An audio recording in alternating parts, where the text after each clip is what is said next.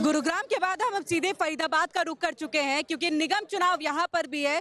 कुछ जो असमंजस की स्थिति जरूर बनी हुई है क्योंकि वार्डबंदी फिर से होगी और उसके बाद कितने वार्डों में चुनाव होना है इस पर स्थिति क्लियर हो जाएगी। लेकिन इन सब के बीच में लगातार निगम चुनाव को लेकर के हमारी जो एक्सक्लूसिव कवरेज है वो लगातार जारी है। फिलहाल हमारे साथ आम आदमी पार्टी के सीनियर लीडर और इसी के साथ हरियाणा के फरीदाबाद के निगम चुनाव के प्रभारी अशोक तंवर जी जो है वो मौजूद है। आप देख सकते हैं तस्वीरों में वो और उनके साथ यहाँ पर कार्यकर्ता पहुंचे हैं। फरीदाबाद में पूरी और सब्जी का लुत्फ उठाया जा रहा है, इसी के साथ लस्सी और रायता भी है यहाँ पर मौजूद। लेकिन इन सबके बीच में निगम चुनाव की जो गहमा गहमी है उस पर भी हम बातचीत करेंगे, समझने की कोशिश करेंगे कि आम आदमी पार्टी की किस तरह की तैयारी है। तो चलिए सबसे पहले हम उनका स्वागत कर लेते हैं। अशोक जी, आपका बहुत बहुत स्वागत है हमारे इस खास कार्यक्रम सियासत के शोले में। बहुत बहुत बढ़िया जी, बहुत बहुत धन्यवाद। सियासत के शोले के साथ आज हमारे ये पूरी सब्जी है जो इस देश का गरीब किसान मजदूर खाता है। और शहरों में तो सुबह सुबह नाश्ता यही। आज फरीदाबाद के साथियों ने बोला पूजा लस्सी और पूड़ी की इस दुकान से आज जो इस सरकार के खिलाफ जिस तरीके का उनकी कार्यशैली है, गतिविधियां हैं, लगातार राशन कार्ड काटे जा रहे हैं, वोटर आईडी के नाम पे लोगों को कैसे बेनिफिट उनके छीने जाएं, भ्रष्टाचार जगह जगह है, सड़कें टूटी पड़ी हैं, शहर की बदहाली है। आप आए हैं, आपकी पूरी टीम का मैं स्वागत करता हूं, धन्यवाद करता हूं और उम्मीद करता हूं कि आपके माध्यम से जो फरीदाबाद और इस प्रदेश की बदहाली है वो लाखों करोड़ों श्रोताओं तक वो बात पहुंचेगी और आने वाले समय में इस देश में एक अच्छी व्यवस्था हो, उसके लिए सब लोग मिलकर के लड़ाई लड़ेंगे। जिस तरह से सब्जी पूरी का स्वाद आपको बहुत स्वादिष्ट मिल रहा होगा, निगम चुनाव का रिजल्ट भी उतना ही स्वादिष्ट होगा, क्या उम्मीद है? बिल्कुल, निगम चुनाव का नतीजा तो जैसा जोश है लोगों के अंदर, जैसा जज्बा है और जैसे हालात बने हैं, ये लगता है कि एक तरफा आम आदमी पार्टी को यहाँ पर जीत मिलेगी। लोग अच्छी शिक्षा, चिकित्सा, बुनियादी सुविधाएं चाहते हैं जो फरीदाबाद के अंदर आज अभाव है उन चीज़ों का। और जगह जगह गंदगी और कूड़े के ढेर आप देखेंगे और इसीलिए हमने ये आज प्लान बनाया कि पूरे शहर का आपको भी दर्शन कराया जाए। बिल्कुल, यही दर्शन करने के लिए हम पहुंचे हैं और फरीदाबाद की जो हकीकत है वो जानने के लिए पहुंचे हैं। तो अशोक जी से तो आगे हमारी बातचीत चलती रहेगी, लेकिन तमाम जनता भी यहाँ पर मौजूद है, उनसे हम जान लेते हैं कि किस तरह की व्यवस्था उन्हें फरीदाबाद में नजर आ रही है और अपने आने वाले पार्षदों से कितनी उम्मीदें हैं। तो सर, आपसे, आपका नाम क्या है? हरिंदर भाटी। हरिंदर जी, किस तरह की आपको यहाँ पर जो व्यवस्था है फरीदाबाद में नजर आती है? समस्याएं क्या हैं, क्या चाहते हैं आप आने वाले जो उम्मीदवार हो, जो पार्षद के तौर पर जो जिनको आप चुने, वो किस तरह से आपकी उम्मीदों पर खरे उतरे? अगर देखें तो अभी फरीदाबाद के अंदर समस्याओं का अंबार लगा हुआ है। कहीं भी कोई भी ऐसा कोना नहीं है शहर का जिसको वीआईपी सेक्टर माना जाए, या जिन सेक्टरों की ये बात करते हैं, कॉलोनी की बात करते हैं, वहाँ कूड़े का एक बहुत बड़ा ढेर लगा हुआ है। ना कोई उठाने की व्यवस्था है, ना उसे साफ करने की व्यवस्था है। सीवर फ्लो हो चुका है, चारों तरफ गलियाँ टूटी हुई हैं, सारे रोड खोदे हुए हैं। अभी यहाँ YMCA से यहाँ तक आने में आधा किलोमीटर के डिस्टेंस में 3 बार जाम का सामना करना पड़ा है। और जिस तरीके से आम जनता के राशन कार्ड काट दिए गए, 90% जो BPL कॉलोनी के अंदर, बल्लभगढ़ क्षेत्र के अंदर, चाहे फरीदाबाद की कोई भी विधानसभा हो, उनके अंदर BPL के कार्ड काट दिए गए हैं। जो जनता BPL के दायरे में आती थी उन्हें BPL से भी हटा दिया गया और कह रहे हैं कि विकास हो रहा है देश के अंदर। अगर फरीदाबाद की बात करें तो जो फरीदाबाद की अर्थव्यवस्था या नगर निगम की व्यवस्था चरमरा गई है। कई ऐसे मुद्दे हैं जिसको आज आम आदमी पार्टी जो है उठाने जा रही है निगम चुनाव को सामने देखते हुए। आपसे जानना चाहेंगे, फरीदाबाद में आम जनता के हिसाब से आपको मुद्दे क्या नजर आ रहे हैं और क्या समस्याएं हैं जो चाह रहे हैं कि आगे चल करके वो कम? देखिए, फरीदाबाद में सबसे बड़ी जो समस्या है वो सड़कों की है, पानी की है, बिजली की है और नगर निगम के जिस तरह जो अफसर हैं वो लोगों से मिलते नहीं हैं, बातें नहीं करते हैं।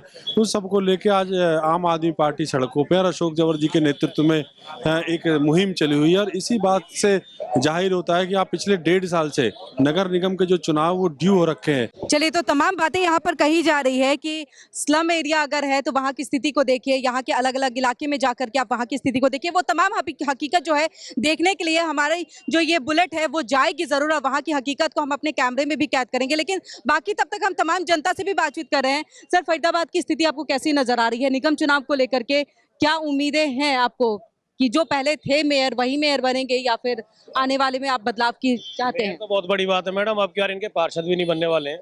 भ्रष्टाचार की पार्टी है ये, भ्रष्टाचार जननी पार्टी भाजपा। जिस तरीके से लोगों का शोषण ये कर रहे हैं, चारों तरफ गंदगी के ढेर लगे हुए हैं, प्रॉपर्टी आईडी के लिए लोगों को लूटा जा रहा है, राशन कार्ड में सही कराने के नाम पे जो लूट मची है, जनता को इन्होंने लाइन में लगा के रखा है पिछले 8 साल से।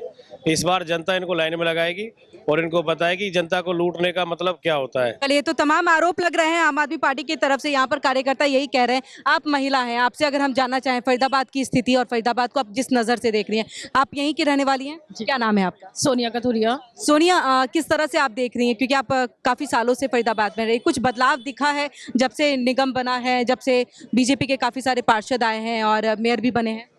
मैम, अगर पिछले 10 सालों से देखा जाए तो फरीदाबाद की हालत दिन ब दिन दयनीय होती जा रही है। सड़कें टूटी पड़ी हैं, कब किस घर के आगे सीवर, घर के अंदर तक सीवर का पानी भरने लग गया है और वैसे नहाने धोने के लिए पानी आता नहीं है। कई कई दिन तक पानी की समस्या हो रही है और गड्ढे तो आपने देख लिया, जरा सी बारिश आती है तो पूरा फरीदाबाद बहने लगता है। इतना बुरा हाल हो गया, मतलब बहुत बुरा हाल है हमारे फरीदाबाद का। तो बहुत बुरा हाल है फरीदाबाद का, हकीकत जानेंगे यहाँ पर। तब तक यहाँ देख सकते हैं नाश्ता पानी चल रहा है। ये जैसे ही यहाँ पर खत्म होगा वैसे ही हम आगे का रुख करेंगे और अशोक तंवर जी हमें पूरे फरीदाबाद को दिखाएंगे कि कैसी स्थिति यहाँ पर बनी हुई है। तो चलिए अब यहाँ से देखते हैं कि अशोक जी हमें कहाँ लेकर के चलते हैं, कहाँ की हकीकत दिखाएंगे और वहीं पर जाकर के तमाम जनता से भी हम मुखातिब होंगे कि वो किस तरह की फरीदाबाद की तस्वीर दिखा रहे हैं निगम चुनाव को लेकर के। तो अशोक जी, सबसे पहले आप हमें किस साइड लेकर के जाना चाहते हैं, क्या हकीकत दिखाएंगे? बल्लभगढ़ के अभी हम बल्लभगढ़ जाएंगे। आप रोडों की स्थिति तो देख रहे हैं, जहाँ से हमने शुरुआत करी वहीं से लेकर के, और ये कैसे गड्ढे हैं। अब ये गड्ढे बीजेपी के खोदे हुए गड्ढे हैं। बिल्कुल। ये पहले कहते थे हम तो उनके गड्ढे भर रहे हैं। अरे तुम्हारे गड्ढे कौन भरेगा? आम आदमी से भरवाओगे क्या? आम आदमी को आपने वायदा किया था कि आम आदमी पार्टी को ये देंगे, वो करेंगे, 15 लाख देंगे, राहत देंगे, किसान को स्वामीनाथन रिपोर्ट लागू करेंगे, देश को हम इस फरीदाबाद को स्मार्ट सिटी बना देंगे। लेकिन ये स्मार्टनेस के नाम पे तो अब बदबू आनी शुरू होगी। देखिए आप यहाँ पर चल नहीं सकते नाक पे कपड़ा लगाए बिना, इसलिए मैं गमछा रखता हूँ। ये हाल देखिए किस तरीके का हाल है, और इस स्मार्ट सिटी में जाम ही जाम है। हाँ, तो पूरा जबकि अभी पीक आवर्स भी नहीं है। हाँ, पीक आवर्स नहीं है, उसके बावजूद ये अब तो लोग घर में लंच करने का समय है और उस समय ये स्थिति तो है। तो सुबह शाम की आप स्थिति का आकलन लगा सकते हैं कि किस तरीके के हालात यहाँ पर बनते होंगे। और अभी रास्ते में मैं आपको दिखाऊंगा कि किस तरीके से कचरे के कितने ढेर मिलेंगे, और उन कचरे के ढेरों के ऊपर पूरा गार्बेज सेंटर, पूरे फरीदाबाद को अगर हम देखें तो एक बड़े गार्बेज सेंटर के रूप में डेवलप किया है इस भारतीय जनता पार्टी की सरकार ने। पहले की सरकारों की भी कमी रही है, हम ये नहीं कहते कि केवल यही दोषी है, लेकिन मुख्य रूप से अब ये दोषी है, क्योंकि अगर लोगों ने इन्हें मैंडेट दिया कि आप इस स्थिति को बदलो और 9 साल के बाद भी अगर स्थिति ना बदले तो ये बहुत ही दुर्भाग्यपूर्ण है। पूरे देश में धारावी बॉम्बे के बाद सबसे बड़ा अगर स्लम है तो फरीदाबाद के इस इलाके में है। 9वें नंबर के इस इंडस्ट्रियल टाउन को जो आज़ादी के समय में 9वें नंबर पे था, आज यहाँ उद्योग धंधे बंद हो गए। कुछ जिस समय नोटबंदी हुई उसके चपेट में आ गए, कुछ कोविड की चपेट में आ गए, और कुछ अर्थव्यवस्था जो खुद भारतीय जनता पार्टी की गलत नीतियों की वजह से आज बर्बाद हुई है। तो उद्योग धंधे बहुत बुरी तरीके से यहाँ पर प्रभावित हुए हैं और फरीदाबाद जहाँ पर जाना चाहिए था उससे पीछे की तरफ गया है। आपसे जानना चाहेंगे यहाँ पर जिस तरह से अभी तक वार्ड बंदी जो है पहले हो गई थी, 40 से 45 वार्ड यहाँ पर बढ़ गए थे, लेकिन अभी अब की स्थिति देखें दोबारा से वार्ड बंदी होगी क्योंकि एक केस दायर किया गया। अब जब निगम चुनाव में इतना इंतजार करना पड़ रहा है, इसके पीछे की वजह क्या आप मान रहे हैं? नहीं, वजह तो ये खुद सरकार करवाती है। पहले वार्ड बंदी करवाएगी नहीं, करवाएगी तो गलत करवाएगी, अपने ही लोगों से कोर्ट में एफिडेविट डलवा देगी। यही इन्होंने पंचायत चुनाव में किया, पहली बार भी किया जब पिछली बार मिनिमम क्वालिफिकेशन के साथ चुनाव हुए, उस समय 1.5-2 साल का टेन्योर खाया सरपंचों का। फिर इन्होंने इस बार दोबारा खा लिया, एक पूरा टेन्योर खा गए 9 साल के अंदर ये। और इसी तरीके से फरीदाबाद, गुड़गांव, जितने भी कॉरपोरेशन थे वहाँ भी यही हाल हुआ। चुनाव समय पर ना होकर के 1.5-2 साल हो गया। अभी 1.25-2 साल के आसपास यहाँ चुनाव ड्यू है, गुड़गांव के अंदर ड्यू है, मानेसंद के अंदर ड्यू है, तो वो जबरदस्ती उसको कोर्ट में अटका देते हैं, क्योंकि उनको पता है जनता के अंदर भारी आक्रोश है, भ्रष्टाचार की वजह से, बेरोजगारी की वजह से, महंगाई की वजह से, और तमाम जो इन्होंने वायदे किए थे वो जो पूरे वायदे नहीं कर पाए, उसकी वजह से लोगों के अंदर जो आक्रोश है उसको ये इस तरीके से बचाना और दबाना चाहते हैं, जो मैं समझता हूँ कि मुमकिन नहीं है। जनता, आक्रोशित जनता समय पर अपना गुस्सा निकालेगी, और जनता के पास और कोई माध्यम और विकल्प नहीं है, वो अपने वोट के माध्यम से करती है, तो वोट का सदुपयोग होगा और व्यवस्था परिवर्तन होगी। कि वोट आपके ही पक्ष में क्यों जाए, ऐसा क्या आप काम करेंगे, ऐसे किस तरीके से आप उन्हें कन्विंस करेंगे जनता को कि आम आदमी पार्टी ही एकमात्र विकल्प है? देखिए, ये तो बाकी विकल्प पहले देख लिए गए हैं, वो सारे विकल्प लोगों ने देख लिए।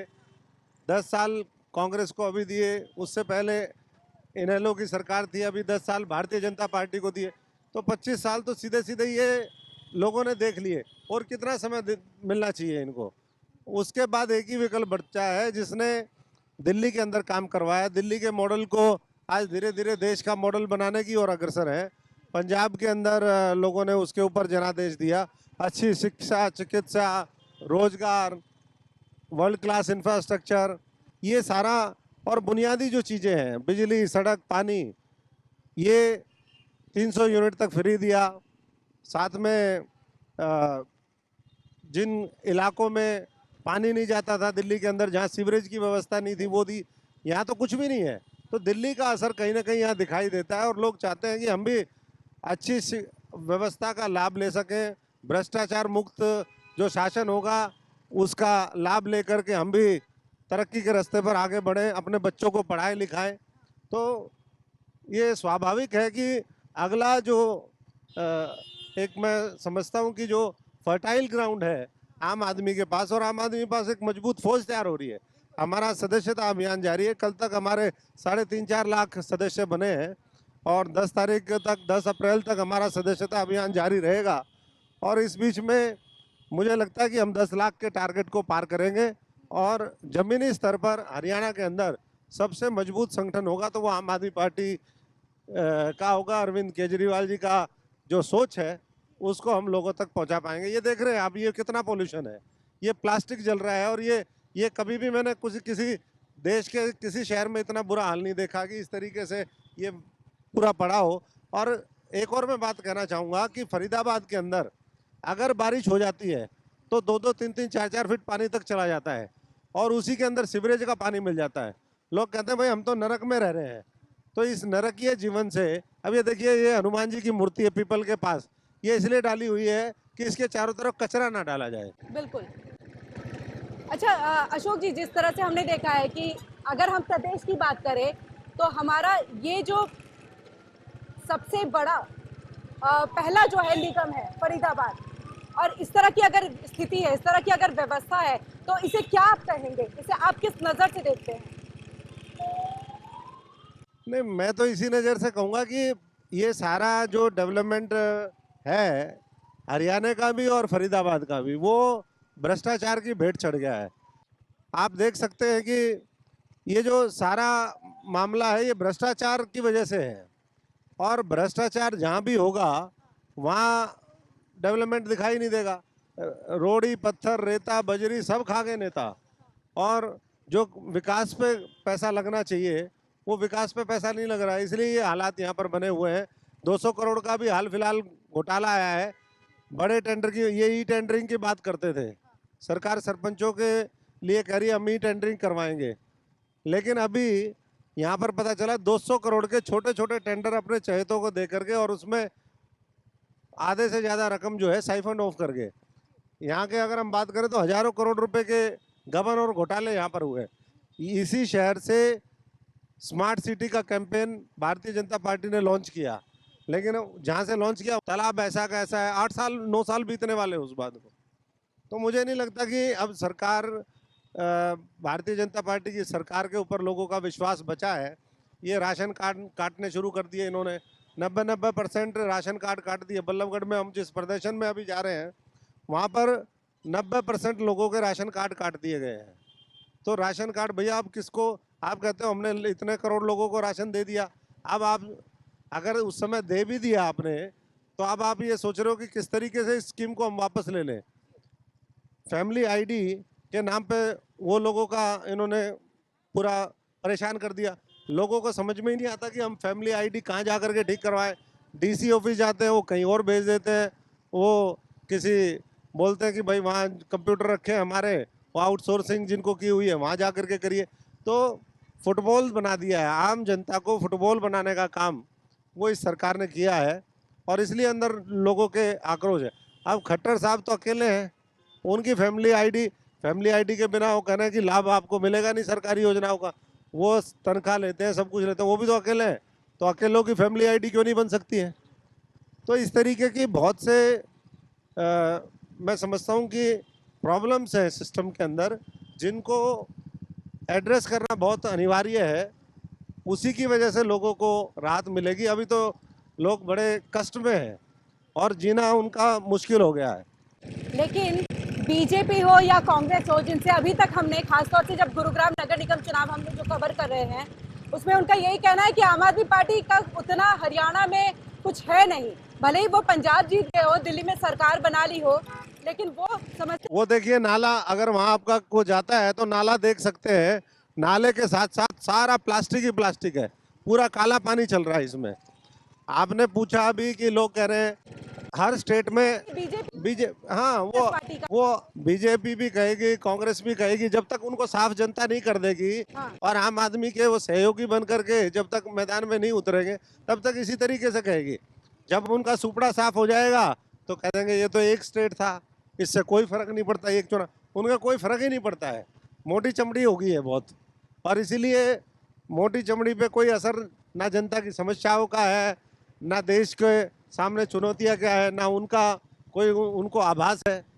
तो आम आदमी पार्टी पूरी मजबूती से मैदान में है और अगले 3-4 महीने के अंदर सबसे सशक्त संगठन हमारा होगा, सबसे मजबूत उपस्थिति हमारी होगी, और उसी के ऊपर आम आदमी पार्टी काम कर रही है।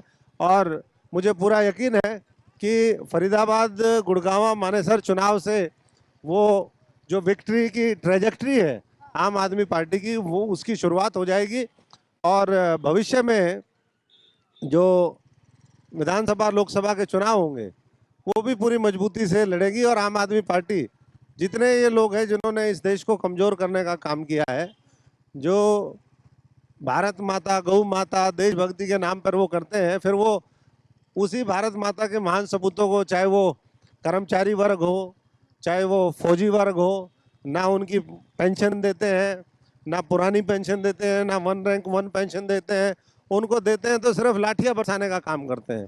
कोई आज ऐसा वर्ग नहीं है इस सरकार ने जिसको पिटवाया ना हो, सिर्फ पुलिस वाले बचे हैं। अब उनको किससे पिटवाएंगे पता नहीं। अब इन्होंने अपनी खुद फौज तैयार कर दी है ऐसे लोगों की, आजकल तो पुलिस के आगे भी गुंडे इनके डंडे चलाते हैं, तो उन्हीं से हो सकता है कल पुलिस को भी पिटवाने का काम करे। तो कानून व्यवस्था भी कहीं ना कहीं चरमराई हुई है आपके हिसाब से? कानून व्यवस्था चरमराई नहीं होगी, कानून व्यवस्था खत्म है। इस फरीदाबाद के अंदर आए दिन फिरौती अपहरण की घटनाएं होती हैं, मर्डर होते हैं, कोई उसमें पकड़े नहीं जाते हैं लोग। तो आज भी पुराने केस आज तक सोल्व नहीं हुए इनसे। हमारे साथी थे विकास चौधरी, आज तक वो केस उनका सोल्व नहीं हुआ है। 3 साल 4 साल बीतने को है, तो भैया कितना समय चाहिए आपको? ऐसे तो अपराध और अपराधियों का बोलबाला और बढ़ता जाएगा, उनके हौसले बुलंद होंगे। ये आप देख सकते हैं, ये फरीदाबाद का हाल है जी, गंदगी का अंबार। हाँ, ये गंदगी का अंबार इधर भी आप देख सकते हैं, ये पूरा गंदगी है, ये पूरा गंदगी, बदबू ही बदबू है चारों तरफ। ये पानी देखिए, पानी सड़ जाएगा, उसके साइड में लोग रह रहे हैं। ये मकान देने का काम किया मोदी जी, कह रहे हैं हमने करोड़ों लोगों को मकान दे दिए। भाई फरीदाबाद में इन्होंने क्या गुनाह किया है? इनको भी मकान दे देते। ये देखिए, ये आवारा पशु, ये आपके सामने है। ऐसे हर जगह हजारों जगह आपको मिलेंगे जहाँ पर आवारा पशु और कचरे के ढेर मिलेंगे। नहीं, चलिए सरपंच चुनाव की अगर हम बात कर ले, तो पंचायत जो चुनाव हुआ वो बेहतर प्रदर्शन आम आदमी पार्टी का रहा जी, लेकिन अगर वहीं आदमपुर का चुनाव हम देख ले तो उसमें वो जगह नहीं आम आदमी पार्टी बना पाई है। तो निगम चुनाव कहीं ना कहीं एक आप लोगों के लिए हरियाणा में रास्ता है, एक तैयार रास्ता होना चाहिए जिससे आप विधानसभा लोकसभा चुनाव में कुछ बेहतर कर सके। क्या है रोड मैप? नहीं, रोड मैप तो हमने पीछे साल भर में जितने चुनाव हुए, नगर पालिका नगर परिषद के हुए, वो पूरी मजबूती के साथ हमने चुनाव लड़े। और दूसरे नंबर की पार्टी आम आदमी पार्टी बनी। अब आदमपुर का है तो कई बार चुनाव में समीकरण इस तरीके के बन जाते हैं। जी, मैं गंदगी आपको जगह जगह दिखा रहा हूँ, ये देखिए गंदगी, कितनी गंदगी है। हम चाहेंगे कि हमारे कैमरा पर्सन इस चीजों को ले जी। कि आम आदमी पार्टी ने तमाम इन बातों को रखा है कि किस तरह की गंदगी है, क्या व्यवस्था है। तो आदमपुर का जहाँ तक चुनाव का सवाल है, आदमपुर एक एक्सेप्शन था। लोगों को ये लगा कि नहीं भाई, अभी किसी को हराने और किसी को जिताने का चुनाव था वहाँ। और संगठन तो निर्माण का कार्य हमारा चल रहा है, अभी मेंबरशिप भी चल रही है। तो ये जो पैरेलल एक्टिविटीज़ हैं, इसके माध्यम से आने वाले समय में एक मजबूत विकल्प हम हरियाणा की जनता को देंगे। और जो इधर उधर वोट जाती रही है अभी तक, उसके बीच में एक आम आदमी की मजबूत दीवार खड़ा करेंगे। और उसका मैं समझता हूँ कि कार्य हमने शुरू कर दिया है। जी, अगर इसी के साथ हम बाकी चीजों को भी देखें तो कांग्रेस चुनौती है या बीजेपी चुनौती, कौन सी बड़ी है आम आदमी पार्टी? देखिए, कांग्रेस तो चुनौती अब बची नहीं है। देश के सामने भी बहुत बड़ी चुनौती अब बीजेपी है। और हमारा भी आने वाले समय में मुकाबला बीजेपी से है। और बीजेपी इसी वजह से आज जो सरकारी एजेंसीज हैं, उनका दुरुपयोग करके लगातार कोशिश करती है कि आम आदमी पार्टी के नेताओं को डराया जाए, उनको जेल में डाला जाए। लेकिन इससे डरने वाले तो है नहीं। भगत सिंह और बाबा साहब के अनुयायी जो इस देश को बनाने का दुनिया के अंदर नंबर 1 हमारा स्थान हो, उसका संकल्प लेके निकले हो, तो उनके सामने तो ये मुझे नहीं लगता कि रोक पाएंगे। तो कांग्रेस तो अब सिमट गई है। वो अपने नेता को ही नहीं बचा पाते, उनकी लड़ाई ढंग से नहीं लड़ पाते। जनता की लड़ाई कहाँ से लड़ेंगे? राहुल गांधी, उनको G23 ने भाजपा के साथ मिल करके पहले उनको पप्पू बना दिया, आज उनकी सदस्यता चली गई। सारी पार्टियां लड़ रही हैं आज उनके लिए, लोकतंत्र को बचाने के लिए। लेकिन कांग्रेस कहीं दिखाई नहीं देती है। कांग्रेस को जिस तरीके से लड़ना चाहिए, वो लड़ने वाले लोग तो चले गए। लड़ने वाले लोग अब बचे नहीं हैं। उनके पास तो वो लोग बचे हैं जो ड्राइंग रूम में बैठ करके साठ गांठ की राजनीति करते हैं दूसरी पार्टियों से। विद इन पार्टी जो काम करने वाले लोग हैं, या तो लोगों की इनकी चमचागिरी करो या लोगों के बीच में जाकर के संघर्ष करो। तो इनको चमचे चाहिए, तो चमचे ही बचे हैं अब इनके पास। चलिए, अब हम जहां पहुंच रहे हैं और कितनी दूरी पर है जहां पर आप हमें ले जाकर के हकीकत दिखाना बस अब हम थोड़ी 10-15 मिनट में जी वहाँ पर पहुँच जाएंगे। ये भी आप देख सकते हैं, ये कचरा, ये देखिए कितना पशु है। अगर आपका वो जाता हो, ये मैं इसीलिए दिखा रहा हूँ। ये देखिए ऐसे ही, कल मैं पंचकुला में था, यहाँ सैकड़ों गायें और आवारा पशु है। कल पंचकुला में था, जंगल में छोड़ दिए। जो मोरनी की तलहटी है वहाँ जंगलों में इसी तरह। और बदबू तो आप देख ही सकते हैं कि कितनी बदबू आ रही है। ये मुझे बताने की आवश्यकता नहीं है। और अगर ये लोगों की इम्यूनिटी पावर इतनी स्ट्रांग है, कोरोना का भी असर इसलिए यहाँ पर पड़ा कि हम तो रहते ही गंदगी में हैं। तो इम्यूनिटी इतनी स्ट्रांग होगी, हमारे लोगों की आदत पड़ चुकी है। मैं सभी फरीदाबाद के लोगों से करूँगा कि इस नरकीय जीवन का बहिष्कार करें। ये फरीदाबाद का मेन चौक है, ये बल्लभगढ़ का मेन चौक आ गया, बल्लभगढ़ अम्बेडकर का। चौक है। महात्मा बुद्ध अम्बेडकर चौक के नाम से इसको जाना जाता है। और अब हम बहुत नजदीक है, थोड़ी चौक के दूर। पास में अगर इतनी गंदगी है जी, तो सोचने पे सबको मजबूर होना पड़ेगा कि अब आपको व्यवस्था परिवर्तन की जरूरत है। बिल्कुल व्यवस्था परिवर्तन। मैं तो ये कह रहा हूँ कि लोग बर्दाश्त कैसे कर सकते। कोई अगर और दूसरा देश होता, मैं पूरे देश में घूमा, दुनिया के बहुत बड़े बड़े शहर देखे, लेकिन जितनी गंदगी यहाँ पर हमने देखी, उतनी गंदगी कहीं नहीं है। और इतनी गंदगी को कोई टॉलरेट भी नहीं कर सकता है। देश के सबसे गंदे शहरों में अगर कोई शुमार है तो फरीदाबाद है। फरीदाबाद का AQI कभी भी आप टेस्ट कर लीजिए, दिल्ली और NCR में सबसे ज़्यादा AQI यहाँ पर मिलेगा। तो आप देख सकते हैं उसका बच्चों की हेल्थ पे भी, उनकी मेंटल हेल्थ, उनकी फिजिकल हेल्थ। अब ये लड़की जा रही है, छोटी सी बच्ची है, अब इसको तो पता नहीं है, लेकिन आप देख सकते हैं कि उसके चेहरे से कि कहीं ना कहीं जो हवा, पानी, खाना पीना जो खराब है, यहाँ जो हालात फरीदाबाद के दयनीय है, ये उसके ऊपर उसका रिफ्लेक्शन भी आता है।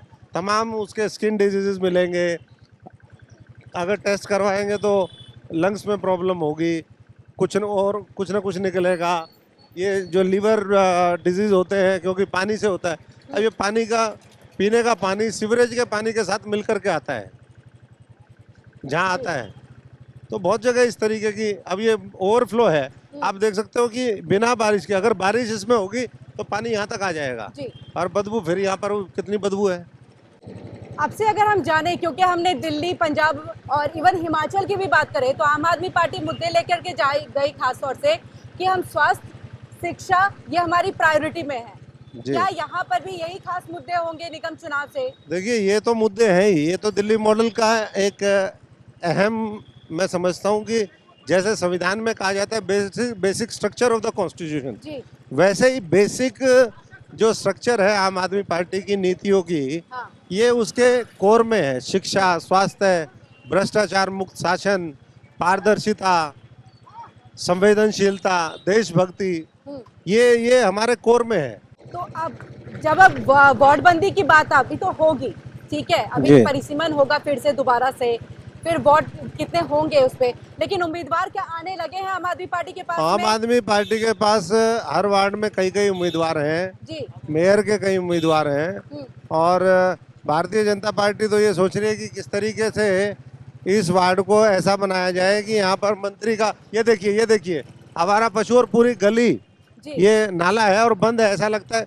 यहाँ पर कई हादसे ऐसे हो गए कि नाले का पता नहीं चलता। लोग सोचते हैं पॉलीथीन पड़ा होगा और उसमें बच्चे डूब के मर गए जी। तो ऐसे है हालात। मैं दोबारा उसी बात पे आऊँगा कि यहाँ पर साजिश और षड्यंत्र इस बात के लिए चल रहा है कि मंत्री के बेटे को, जो केंद्र में मंत्री है, यहाँ से सांसद हैं, उनके बेटे को किस तरीके से यहाँ का मेयर बनाया जाए जी। क्योंकि लगातार हजारों करोड़ के घोटाले हुए हैं, तो घोटाले और किस तरीके से आगे भविष्य में बढ़े। जो पेमेंट को लेकर के घोटाला हुआ, जो टेंडर दिया गया लेकिन उनका पैसा उन्हें नहीं मिला, कुछ चहेतों को मिल गया, कुछ इस तरह के भी भ्रष्टाचार जो है वो सामने आए थे, इस पे क्या कहेंगे? यहाँ भ्रष्टाचार के अनेकों रूप हैं, विविध रूप अगर देखने हैं भ्रष्टाचार के, तो फरीदाबाद के भ्रष्टाचार को एक केस स्टडी है ये अपने आप में। और इस केस स्टडी को आने वाले समय में जनता के बीच में रखेंगे हम लोग। हमने चार्जशीट तैयार करवा रहे हैं जी।